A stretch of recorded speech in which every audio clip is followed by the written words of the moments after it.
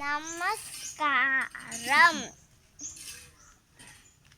ഇന്ന് ഞാൻ പറയാൻ പോണ കഥയുടെ പേരാണ് സുന്ദരി പശുവും മാൻകുട്ടിയും.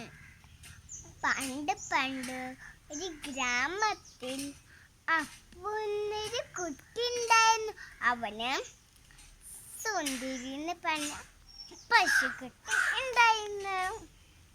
ഒരു ദിവസം സുന്ദരി പുല്ല് മേയാൻ സമയത്ത് സുന്ദരി മാൻകുട്ടിയെ കണ്ടു. പല പ്രാവശ്യം കണ്ടപ്പോൾ അവർ ചങ്ങാതിമാരായി.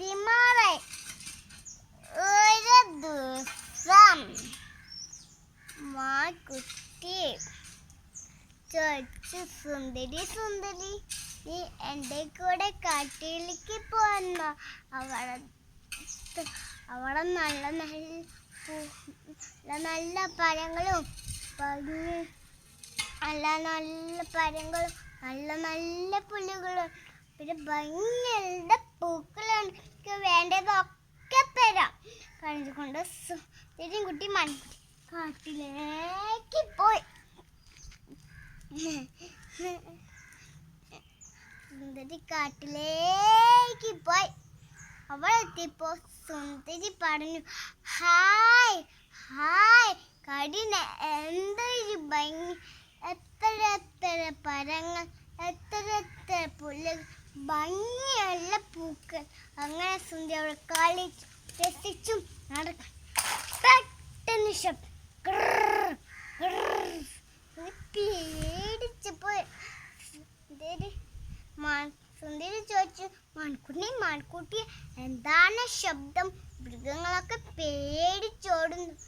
ഓട്ടത്തിന്റെ ഇടയിൽ മാൻകുട്ടി ഓടാൻ തന്നെ. സുന്ദരി ഓടിക്കോ കാട്ടിലെ രാജാവായി. സുന്ദരി പേടിച്ചോടി. ഓട്ടത്തെ ഇടയിൽ സുന്ദരി ചോദിച്ചു, മാൻകുട്ടി നീ കാടിന്റെ ഭംഗിയെ കുറിച്ച് പറയും, അപകടത്തെ കുറിച്ച് പറഞ്ഞില്ല. അതെന്തേ? ഇപ്പോഴാണ് എനിക്ക് കാര്യം മനസ്സിലായത്. പരിചയമില്ലാത്ത കൂട്ടുകാരെ പെട്ടെന്ന് വിശ്വാസം.